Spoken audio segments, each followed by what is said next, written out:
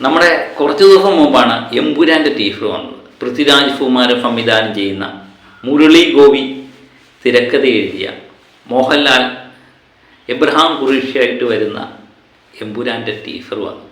Teaser എല്ലാവരും ഇങ്ങനെ കാത്തിരിക്കുകയായിരുന്നു. നമ്മൾ അതിനെപ്പറ്റിയുള്ള വീഡിയോ ഇട്ടിരുന്നു. അതിനുശേഷം എനിക്ക് തോന്നുന്നു സോഷ്യൽ മീഡിയ ആകെ എമ്പുരാൻ തരംഗമായിരുന്നു. ഇപ്പോഴും അത് മാറിയിട്ടില്ല. അതിന് പല കാരണങ്ങളുണ്ട്. കാരണം ഇതുപോലെ ഹോളിവുഡ് സ്റ്റൈലിലുള്ള ഒരു ടീസർ നമ്മൾ ആദ്യമായിട്ട് കാണുക. 2 മിനിറ്റ് 23 സെക്കൻഡോളം ആ ടീസറുണ്ട്. അതുപോലെ തന്നെ ഫാസ്റ്റ് ഷോകൾ സംഘടിപ്പിക്കുന്നു, തിയേറ്ററിൽ അത് റിലീസ് ചെയ്യുന്നു. അങ്ങനെയൊക്കെയുള്ള പല സംഭവങ്ങളും മലയാള സിനിമയിൽ പരിചിതമല്ലാത്ത പല കാര്യങ്ങളും കണ്ടു. അതൊക്കെ എന്ന് പറഞ്ഞാൽ ആൾക്കാർ മോഹൻലാൽ, പ്രത്യേകിച്ച് മോഹൻലാലിനെ ഇഷ്ടപ്പെടുന്ന ആൾക്കാരെല്ലാം ഇത് ഏറ്റെടുത്തു. അതൊരു ഓളം സൃഷ്ടിക്കാൻ പറ്റും. എനിക്ക് തോന്നുന്നു റിലീസ് ചെയ്ത പല പടങ്ങളിലെയും കളക്ഷനെ തന്നെ ഇത് ബാധിച്ചു എന്നുള്ളതാണ് ഒരു ടീസർ ഇറങ്ങിയപ്പോൾ.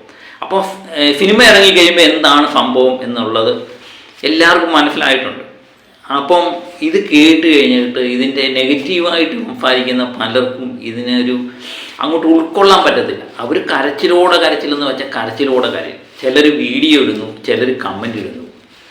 എല്ലാവർക്കും അങ്ങ് തകർന്നു പോയി അവരെല്ലാം തന്നെ. അപ്പം മോഹൻലാലിനെ ഇഷ്ടപ്പെടുന്ന, സിനിമ ഇഷ്ടപ്പെടുന്നവരെല്ലാം ആഹ്ലാദിക്കാനൊരു നിമിഷം. കാരണം മോഹൻലാൽ എന്ന് പറയുന്ന നടൻ മലയാള സിനിമയിൽ നിന്ന് അങ്ങനെ പെട്ടെന്ന് ഔട്ടാകേണ്ട ഒരു വ്യക്തിയൊന്നും അല്ല, ഔട്ടാകത്തുമില്ല. അദ്ദേഹം അഭിനയിക്കും എന്ന് തീരുമാനിക്കുന്ന അന്ന് വരെ അദ്ദേഹം അഭിനയിച്ചുകൊണ്ടേയിരിക്കും. അതിന് അദ്ദേഹത്തെ സപ്പോർട്ട് ചെയ്യാനും ആളുകളാണ്. പക്ഷേ ഇതൊന്നും ഉൾക്കൊള്ളാത്ത കുറച്ച് ആൾക്കാർ എതിർഭാഗത്തുണ്ട്. അവർക്ക് ഇതങ്ങോട്ട് ഉൾക്കൊള്ളാൻ പറ്റിയില്ല. അവരങ്ങ് കരച്ചിലുള്ള കരച്ചിൽ. ഈ ടീസർ ഇറങ്ങിയപ്പോഴുള്ള പ്രത്യേകത എന്ന് പറയുന്നത്, ഒരു മലയാള സിനിമയുടെ ചരിത്രത്തിൽ ഒരു ടീസറിന് ഇത്രയും ലൈക്ക് കിട്ടിയ ടീസർ ഇല്ല എന്ന് പറയും. ഏകദേശം 4 ലക്ഷം പേരോളം ഇതിൻ്റെ ഔദ്യോഗിക സൈറ്റിൽ പോയി ഇതിൻ്റെ ടീസറിന് ലൈക്ക് കൊടുത്തു.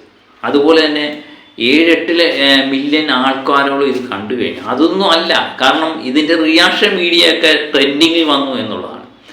ഈ ടീസർ തന്നെ ആശീർവാദ് ഒഫീഷ്യൽ എന്ന് പറഞ്ഞ നമ്പർ 1 ആയിട്ട് മാറി ട്രെൻഡിങ്ങിൽ. അതുപോലെ തന്നെ ഈ സിനിമയുടെ റിയാക്ഷൻ വീഡിയോ, നമ്മളെപ്പോലുള്ള റിയാക്ഷൻ വീഡിയോ ഇട്ടവരൊക്കെ പല പ്രമുഖ ചാനലുകളിലൊക്കെ അവരും ട്രെൻഡിങ്ങിൽ വന്നു എന്നുള്ളതാണ്. അത് തന്നെ അത്ഭുതങ്ങളിൽ അത്ഭുതമായിട്ട്. അത് ലാലേട്ടൻ എന്ന് പറയുന്ന ഒരു നടനെ കൊണ്ട് മാത്രമേ ഇങ്ങനെ അത്ഭുതങ്ങൾ സൃഷ്ടിക്കാൻ പറ്റൂ. അത് നമ്മൾ പണ്ടും പല പ്രാവശ്യം പറഞ്ഞിട്ടുള്ളതാണ്. ഇനി തുറന്ന് പറയാൻ ഞാൻ ആഗ്രഹിക്കുന്നില്ല. അത് മനസ്സിലാക്കേണ്ടവർ മനസ്സിലാവട്ടെ എന്ന് വിചാരിക്കുക. അപ്പം ലാലേട്ടൻ എന്ന് പറയുന്ന നടൻ്റെ ഒരു സിനിമയ്ക്ക് വേണ്ടി ആൾക്കാരെ എങ്ങനെ കാത്തിരിക്കുന്നു എന്നുള്ളതാണ്. പ്രത്യേകിച്ച് ഈ ലൂസിഫർ എന്ന് പറയുന്ന ചിത്രത്തിലൂടെ ലാലേട്ടനെ നമുക്ക് കാണിച്ചു തന്ന ഒരു പ്രഭാവമുണ്ട്, ഒരു മാസ്മരിക ഒരു ഇതുണ്ട് ആ കഥാപാത്രത്തിന്. അതിലൂടെ ലാസ്റ്റ് വന്നു കഴിഞ്ഞപ്പം എബ്രഹാം ഖുറേഷിയിലേക്ക് അത് മാറിയപ്പോഴത്തേന് അന്ന് തൊട്ട് എല്ലാവരും കാത്തിരിപ്പാണ്. ഇത് എങ്ങനെ സംഭവിക്കും, ഇത് കാണാൻ വേണ്ടിയുള്ള കാത്തിരിപ്പ്. ആ കാത്തിരിപ്പിനൊരു അന്ത്യം വരികയാണ് മാർച്ച് 27. അപ്പം അതിൻ്റെ ടീസർ ഇറങ്ങിക്കഴിഞ്ഞപ്പോൾ ആൾക്കാർക്ക് സ്വാഭാവികമായിട്ടുള്ള ഒരു എന്താ പറയുന്നത് ആവേശം കൂടി, ആഘോഷങ്ങളുണ്ടായിരുന്നു.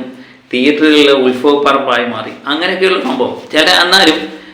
ഞാൻ പറഞ്ഞില്ലേ, ചില കമൻറ്റുമായിട്ട് വന്നവരെല്ലാം അവർക്കങ്ങോട്ട് ഉൾക്കൊള്ളാൻ പറ്റിയില്ല. അവർ കരച്ചിലാണ്. ചിലർ ഒരു വശത്ത് നിന്ന് കരയാൻ തുടങ്ങി. ചില ആൾക്കാരുടെ ടവലെല്ലാം കരച്ചിൽ മുങ്ങിപ്പോയി. അതിനുശേഷം ടർക്കി എടുത്ത് കരയാൻ തുടങ്ങിയിരിക്കുകയാണ്. അത് 27 വരെ അവർ കരഞ്ഞുകൊണ്ടേയിരിക്കും. 27 കഴിഞ്ഞിട്ടും അവർ കരഞ്ഞുകൊണ്ടിരിക്കും എന്ന് തന്നെയാണ് എനിക്ക് തോന്നുന്നത്. അതുപോലെ ചില വീഡിയോകൾ വന്നപ്പോഴും ഞാനത് കണ്ടു. ഇതിൻ്റെ റിയാക്ഷൻ വീഡിയോ ആയിട്ട് ചിലവർ വന്നു, KGF പോലുണ്ട്, എങ്ങനെയുണ്ട്. അപ്പം ബ്ലാക്ക് ഷെയ്ഡ് വന്നു, ബ്ലാക്ക് കളർ ഡ്രസ്സിലാണ് ലാലേട്ടൻ വരുന്നത്. അതുപോലെ തോക്കെടുത്തു. അപ്പോൾ തോക്കെടുത്തു കഴിഞ്ഞാൽ ഉടനെ KGF ആണ്, ഇത് വേറെ ഒന്നുമില്ല KGF തന്നെ എന്ന് ചില റിയാക്ഷൻ ചാനലുകൾ പറഞ്ഞു. അതുപോലെ ചിലർ പറഞ്ഞേക്കുന്ന കാര്യം അതിലും രസകരമായിട്ടുള്ള സംഭവങ്ങൾ പറഞ്ഞിട്ടുണ്ട്. ഇതിനകത്ത് മമ്മൂട്ടി വന്നു കഴിഞ്ഞാൽ ഇത് പണം വിജയിക്കും, മമ്മൂട്ടി ഉണ്ടെന്നുള്ളൊരു ഇതാണ്. മമ്മൂട്ടി ഇതിൻ്റെ ടീസറുമായിട്ട് ബന്ധപ്പെട്ട് അത് റിലീസ് ചെയ്ത് മമ്മൂട്ടി ആയതുകൊണ്ട് എല്ലാവരും ഈ ചിത്രം കാണാത്ത, അതിനുള്ള അവർ ന്യായീകരണമായിട്ട് പറയുന്നത് നരസിംഹം പോലുള്ള ചിത്രം വൻ വിജയം നേടിയതിൻ്റെ കാരണം മമ്മൂട്ടി അതിനകത്ത് അഭിനയിച്ചത് കൊണ്ടാണ്. മമ്മൂട്ടി എന്ന് പറയുന്ന നടനെ ഞാൻ കൊച്ചാക്കി സംസാരിക്കുന്നു തോന്നില്ല. കാരണം അദ്ദേഹത്തിന് അദ്ദേഹത്തിൻ്റെതായ സ്പേസ് ഉണ്ട്, മോഹൻലാലിൻ്റെതായ സ്പേസ് ഉണ്ട്. ഇപ്പോൾ ഇവർ രണ്ടുപേരും കൂടെ ഒന്നിച്ചു നിന്നും ഒരു മലയാള സിനിമയുടെ ചരിത്രത്തിലല്ലാതെ വേറെ ഒരു സിനിമയിലും രണ്ട് സൂപ്പർ സ്റ്റാറുകൾ ഒന്നിച്ചു നിന്ന് സംസാരിക്കുകയും അവർ സുഹൃത്തുക്കളെ പോലെയും സഹോദരങ്ങളെ പോലെയും സംസാരിക്കുന്നതൊക്കെ വേറെ ഒരു സിനിമ ചരിത്രത്തിൽ നമ്മൾ കണ്ടിട്ടുമില്ല, എന്നാൽ ഇനി കാണാനും പോകുന്നില്ല. അത്രയ്ക്ക് സൗഹൃദമാണ് അവർ തമ്മിൽ. പക്ഷേ മമ്മൂട്ടിയുടെ ആരാധകർ എന്ന് പറഞ്ഞുകൊണ്ട് പേരിൽ മോഹൻലാലിനെ അങ്ങ് തറയാക്കാൻ വേണ്ടി ചിലർ ശ്രമിച്ചിട്ടുണ്ട്. അത് ചില വീഡിയോകൾ ശ്രമിക്കുന്നു എന്നുള്ളതാണ് ഖേദകരം. അപ്പം അവർ പറയുന്നത്, അപ്പം അങ്ങനെയുള്ളവരോട് ഞാൻ നരസിംഹം മമ്മൂട്ടി ഉള്ളത് കൊണ്ടാണ് വിജയിച്ചതെന്ന് പറയുന്നവരോട് മോഹൻലാലിനെ എത്ര വെച്ചിട്ടുണ്ട്? നരസിംഹം തന്നെയല്ല, കിലുക്കമുണ്ട്, ചിത്രമുണ്ട്, ലൂസിഫറുണ്ട്, എത്രയോ ദൃശ്യമുണ്ട്. ഇതിലൊന്നും മമ്മൂട്ടിയൊന്നും ഇല്ലായിരുന്നല്ലോ, എന്നിട്ട് പടം വിജയിക്കുന്നു. അതങ്ങോട്ട് ഉൾക്കൊള്ളാൻ അവർക്ക് കഴിഞ്ഞിട്ടില്ല എന്നുള്ളത്. അപ്പം മമ്മൂട്ടി ഉണ്ടെങ്കിൽ ഈ പടം വിജയിക്കും, അല്ലെങ്കിൽ മമ്മൂട്ടി ടീസറിൻ്റെ റിലീഫ് ചെയ്തുകൊണ്ട് മമ്മൂട്ടി ആരാധകരും കൊണ്ട് ഇടിച്ചു കയറി ഇതൊരു വൻ വിജയമായി മാറും എന്നൊക്കെയാണ് ഇവരുടെ കണ്ടുപിടുത്തം. പിന്നെ ചിലവരുടെ കണ്ടുപിടുത്തങ്ങൾ അതിലുമുണ്ട്.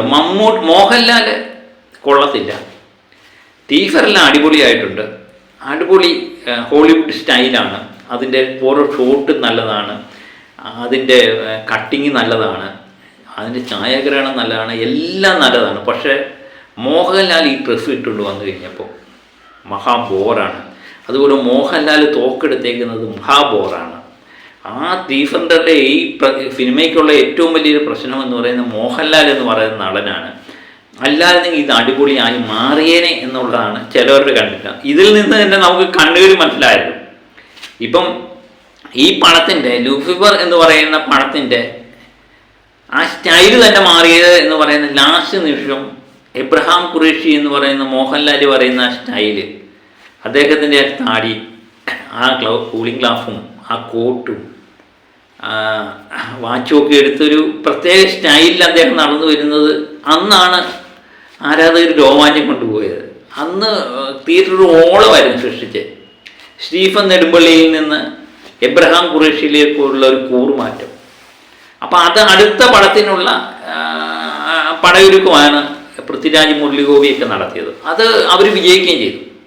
അപ്പം അന്ന് ആ സ്റ്റൈല് തന്നെയാണ് ഇപ്പോഴും പിന്തുടരുന്നത് എന്നുള്ളതാണ് ഈ പണം നമ്മൾ കണ്ടപ്പോൾ മനസ്സിലാകുന്നത്. മോഹൻലാലിന് ചെറിയ വണ്ണമൊക്കെ കുറഞ്ഞിട്ടുണ്ടെങ്കിലും ഇപ്പം ആ സ്റ്റൈല് തന്നെയാണ്. അപ്പം അന്ന് കൊള്ളായിരുന്നു, ഇപ്പം മോശം എന്ന് പറയുന്നത് ഒരു അർത്ഥമില്ല എന്ന് എനിക്ക് മനസ്സിലായി. അതുപോലെ തോക്കെടുത്ത മോഹൻലാലിനെ സംബന്ധിച്ച് മോഹൻലാൽ ഈ തോക്കെടുത്ത് നേരെ തമ്മിൽ വെടിവെച്ചിട്ടുള്ളൂ മലയാള സിനിമയിൽ.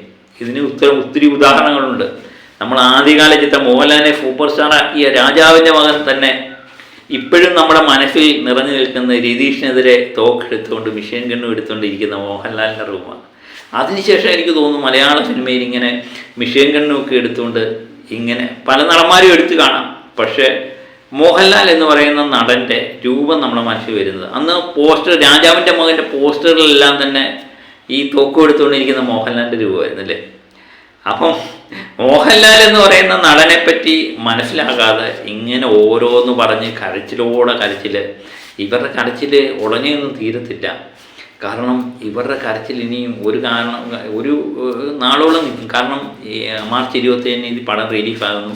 ഇതിൻ്റെ ജാതകമൊന്നും എഴുതാൻ ഞാൻ തയ്യാറല്ല. കാരണം ഒരു പടമാണ്, അതെങ്ങനെ ഇരിക്കുന്നു എന്നൊന്നും അറിയാം. പക്ഷെ ഞാൻ തികഞ്ഞ പ്രതീക്ഷയോടാണ് കാണുന്നത്. പ്രത്യേകിച്ച് പൃഥ്വിരാജിൻ്റെ ആദ്യ സംവിധാന സംരംഭമായിരുന്നു ലൂസിഫർ എന്ന് പറഞ്ഞ ചിത്രം. അതെനിക്ക് തോന്നുന്നു മോഹൻലാൽ എന്ന് പറയുന്ന നടൻ ഇതുപോലെ തന്നെ പല പ്രശ്നങ്ങളിൽ ചെന്ന് നിൽക്കുമ്പോഴാണ് ലൂസിഫർ വരുന്നത്. അപ്പം മോഹൻലാലിൻ്റെ സ്റ്റൈൽ ഓഫ് പാറ്റേൺ വേറെ രീതിയിൽ നമ്മുടെ മുന്നിൽ അവതരിപ്പിച്ചു. അത് പ്രേക്ഷകർക്ക് ഇഷ്ടപ്പെടുകയും ചെയ്തു, ആരാധകർ ആവേശപൂർവ്വം സ്വീകരിക്കുകയും ചെയ്തു. അതിനുശേഷം മോഹൻലാലിൻ്റെ ശേഷം ബ്രോഡാടി കൊണ്ടുവന്നു. അതും വ്യത്യസ്തമായൊരു കഥ പറഞ്ഞു. അത് OTT-യിലായിരുന്നു വന്നത്. ഇതിന് ശേഷമാണ് ഈ ചിത്രം വരുന്നത്. അപ്പം പൃഥ്വിരാജിനെ സംബന്ധിച്ചറിയാം ലാലേട്ടനെ എങ്ങനെ മാർക്കറ്റ് ചെയ്യണം എന്ന് കൃത്യമായിട്ട് അറിയാവുന്നൊരു കാലമാണ് പൃഥ്വിരാജ്. അതുകൊണ്ട് ഒരു മിനിമം ഗ്യാരണ്ടി പൃഥ്വിരാജ് എന്ന് പറയുന്ന സംവിധായകന് കൊടുക്കാം. അതുപോലെ മോഹൻലാൽ എന്ന് പറയുന്ന നടനും നമുക്കൊരു മിനിമം ഗ്യാരണ്ടി ഉണ്ട്.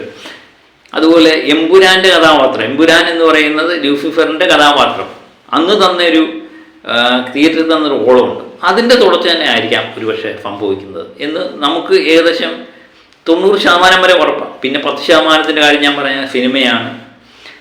അവരെടുത്തു വെച്ചേക്കുന്ന അവർക്ക് ഇഷ്ടപ്പെട്ടെന്ന് പറഞ്ഞുകൊണ്ട് ജനങ്ങൾക്ക് ഇഷ്ടപ്പെടണമെന്നില്ല. അതൊരു വശമാണ്. എന്നാലും നമ്മൾ വിശ്വസിക്കുന്നത് എമ്പുരാൻ വൻ വിജയമാവും.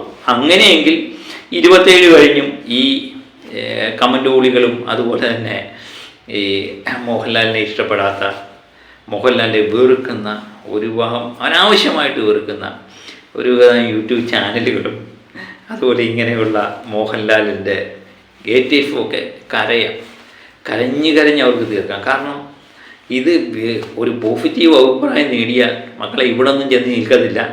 മലയാളത്തിലെ എല്ലാ റെക്കോർഡുകളും തകർക്കുന്ന ഒരു ചിത്രമായി ഇത് മാറുമെന്ന് 100% ഉറപ്പാണ്. കാരണം അങ്ങനെയൊക്കെ തന്നെയാണ് നമ്മുടെ മുൻകാല ചരിത്രം എടുത്തു നോക്കിയാലും മനസ്സിലാവുന്നത്.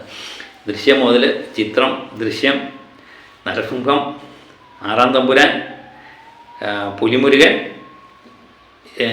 ലൂസിഫർ, എല്ലാ ചിത്രങ്ങളും എടുത്ത് നോക്കിക്കഴിഞ്ഞാൽ ഒരു പോസിറ്റീവ് കിട്ടിക്കഴിഞ്ഞാൽ പിന്നെ തിയേറ്റർ പിന്നെ ഒരു നോട്ടം ഇല്ലാതെ കളക്ഷൻ മലയാള സിനിമയിലെ എല്ലാ കളക്ഷൻ റെക്കോർഡുകളും താർക്കും എന്ന് 100% ഉറപ്പാണ്. അപ്പോൾ അതിനുവേണ്ടി കാത്തിരിക്കാം. അതുവരെ നിങ്ങൾ കരഞ്ഞോളൂ, വീണ്ടും നിങ്ങൾക്ക് കരയാം. അപ്പം മറ്റൊരു വീഡിയോയുമായി വീണ്ടും എത്താം. Okay, by.